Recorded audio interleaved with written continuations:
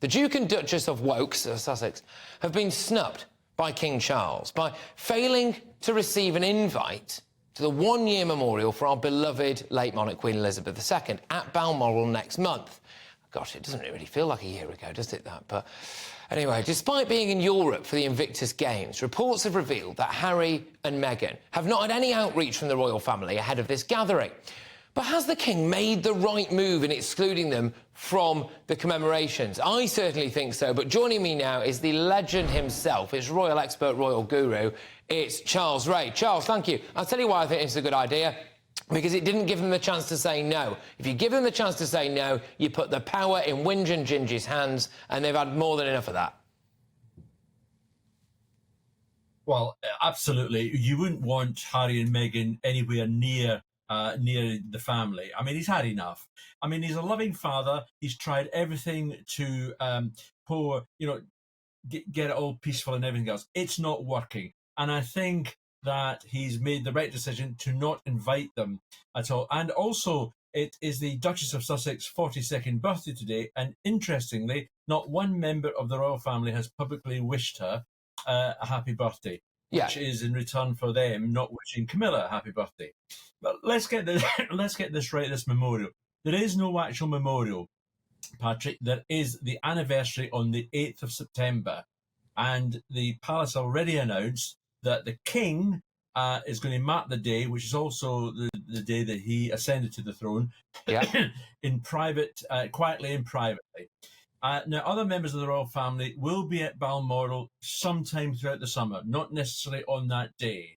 And they will be spending time quietly and privately, in memory of the late Queen, which is something that she used to do throughout her reign at Sandringham when she had a period of quiet reflection on the anniversary of the death of her father, George VI, at Sandringham. So the fact that Harry and Meghan are coming over, they're going to Dusseldorf the day after for the Invictus Games, fantastic. They've done very well and all that sort of stuff. But they're not coming across to England or Scotland at all, and nobody wants them here. No. The family don't want them. We don't want them. Stay away. Yeah, exactly. Look, he said about Meghan Markle's birthday, happy birthday, Meghan, but this is a great present from King Charles, which is basically saying you're not welcome here. She's served up a load of presents, hasn't she, to the royal family? Just as Prince Philip was dying, there was a big hoo-ha with Harry. Just literally as the Queen was dying, there was a massive hoo-ha there that supposedly meant that Harry didn't get on a plane with his immediate family. I think that's probably more than half of his fault as well, by the way. You've got to be a man about this sometimes and say, look, get back in your box. This is my grandma, for goodness sake. He didn't do that. Why? Because he's totally spineless, in my view. She's then served up numerous other presents. She cried into Oprah's bosom, for goodness sake. She accused the royal family of racism. She's just driven an absolute coach and horses through one of the greatest institutions that this country has ever produced, the greatest institution. I say, you know what? Well done, King Charles, for finally growing a spine, and that will do him well in the opinion polls. It will do him well in the opinion polls because I think the monarchy is riding on a high at the moment. He's doing not a bad job.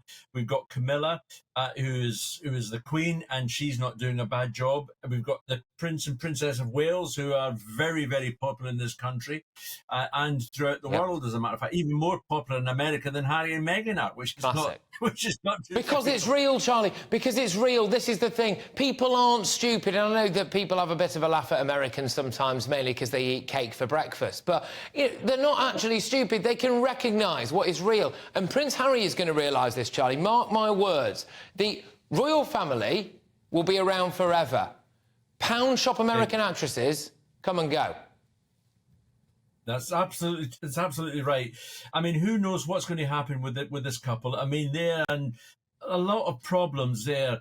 Their deals are going down the Swanee. Her political aspirations have gone up in smoke.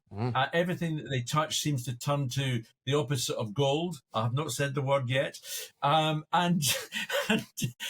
that's the way it's going for them. So it's just not any good. And we had so much high hopes for this couple. Let's not forget that. When they came to this country, when she came to this country, she was fated by the royal family, fated by the country, and they have turned their backs on us. Well, now's our turn.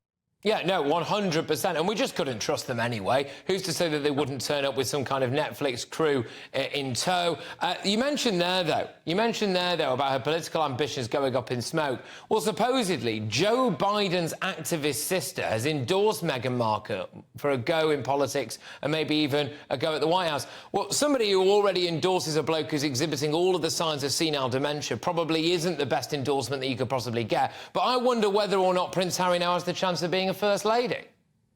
Yeah, that is possible. But however, when I say that she's had a problem, she was besieging the governor of California, the Democratic governor of California, with phone calls, so much because she was asking him for advice, allegedly, that he's blocked her phone calls. So it's not going great for her at all. No. If she's going to be president of the United States, God help us. I mean, we've already got a problem now with Joe Biden and Donald Trump. And along's going to come, and Meghan's going to smooth things over? Oh, God. I'd like it. I'd like to see her try and hug Putin.